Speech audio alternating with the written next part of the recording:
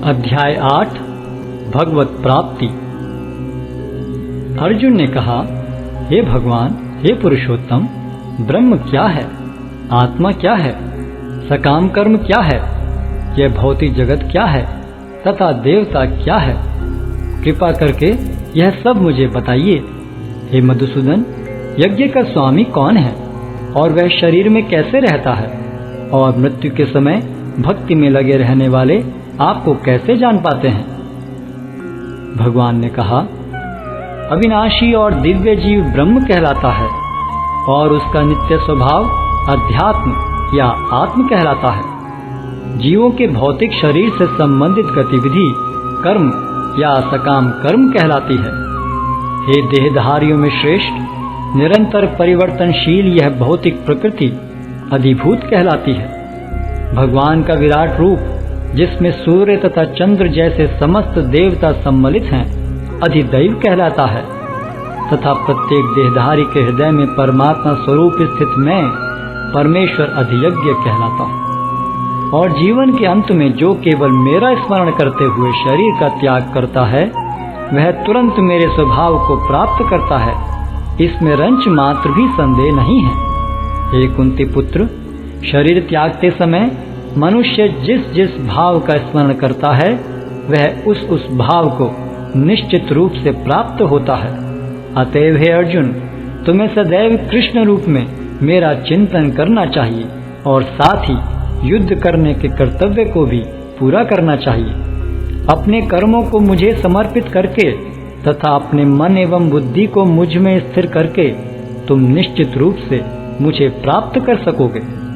हे पार्थ, जो व्यक्ति मेरा स्मरण करने में अपना मन निरंतर लगाए रखकर अविचलित भाव से भगवान के रूप में मेरा ध्यान करता है, वह मुझको अवश्य ही प्राप्त होता है। मनुष्य को चाहिए कि परम पुरुष का ध्यान सर्वज्ञ, पुरातन, नियंता, लघुतम से भी लघुतर, प्रत्येक का पालन करता, समस्त भौतिक बुद्धि से परे, अचिंत्य तथा नित्य पुरुष के रूप में करे।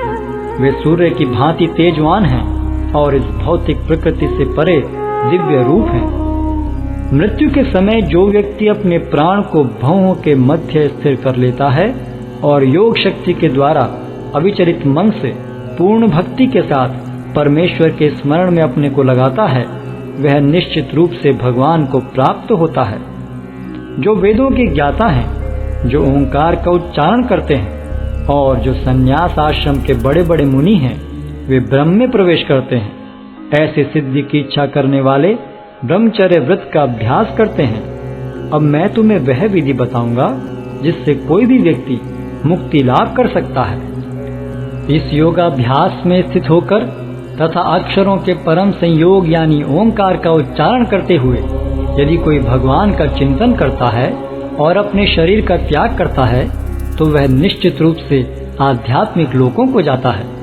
हे अर्जुन, जो अनन्य भाव से निरंतर मेरा स्मरण करता है, उसके लिए मैं सुलभ हूँ, क्योंकि वह मेरी भक्ति में प्रवृत्त रहता है।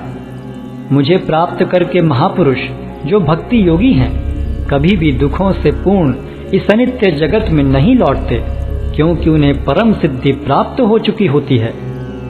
इस जगत में सर्वोच्च लोक से लेकर निम्नतर सारे लोग दुखों के घर हैं, जहाँ जन्म तथा मरण का चक्कर लगा रहता है। किंतु हे कुंती पुत्र, जो मेरे धाम को प्राप्त कर लेता है, वह फिर कभी जन्म नहीं लेता।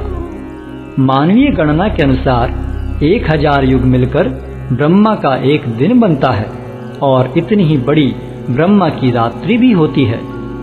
ब्रह्मा के दिन के शुभारंभ में सारे जीव अव्यक्त अवस्था से व्यक्त होते हैं और फिर जब रात्रि आती है तो वे पुनः अव्यक्त में विलीन हो जाते हैं। जब जब ब्रह्मा का दिन आता है तो सारे जीव प्रकट होते हैं और ब्रह्मा की रात्रि होते ही असहायवत विलीन हो जाते हैं। इसके अतिरिक्त एक अन्य अव्यक्त प्रकृति है जो शाश्वत है और इस व्यक्त तथा अव्यक्त पदार्थ से परे है।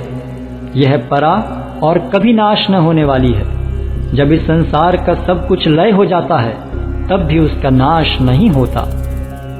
जिसे वेदांती अप्रकट तथा अविनाशी बताते हैं, जो परम गंतव्य है, जिसे प्राप्त कर लेने पर कोई वापस नहीं आता वही मेरा परम धाम है। भगवान जो सबसे महान है, अनन्य भक्ति द्वारा ही प्राप्त किए जा सकते हैं। यद्यपि वे अपने धाम में विराजमान रहते हैं, तो भी वे सर्वव्यापी हैं और उनमें सब कुछ स्थित है। हे भरत श्रेष्ठ, अब मैं तुम्हें उन विभिन्न कालों को बताऊंगा जिनमें इस संसार से प्रयाण करने के बाद योगी पुनः आता है अथवा नहीं आता। जो पर ब्रह्म के ज्ञाता हैं, वे अग्निदेव के प्रभाव में, प्रकाश में, दिन के शुभ क्षण में, शुक्ल पक्ष में या जब सूर्य उत्तरायण में रहता है, उन 6 मासों में इस संसार से शरीर त्याग करने पर उस पर ब्रह्म को प्राप्त करते हैं। जो योगी धुएं, रात्रि, कृष्ण पक्ष में या सूर्य के दक्षिणायन रहने के 6 महीनों में दिवंगत होता है, वह चंद्रलोक को जाता है, किंतु वहां से पुनः चला आता है। वैदिक मतानुसार इस संसार से प्रयाण करने के 2 मार्ग हैं, एक प्रकाश का तथा दूसरा अंधकार का। जब मनुष्य प्रकाश के मार्ग से जाता है तो वह वापस नहीं आता, किंतु अंधकार के मार्ग से जाने वाला पुनः लौट कर आता है। हे अर्जुन, यद्यपि भक्तगण इन दोनों मार्गों को जानते हैं, किंतु वे मोहग्रस्त नहीं होते, अतः तुम भक्ति में सदैव स्थिर रहो। जो व्यक्ति भक्ति मार्ग स्वीकार करता है, वह वेदाध्ययन, तपस्या, दान, दार्शनिक तथा सकाम कर्म करने से प्राप्त होने वाले फलों से वंचित नहीं होता। वह मात्र भक्ति संपन्न करके इन समस्त फलों की प्राप्ति करता है और अंत में परम नित्य धाम को प्राप्त होता है।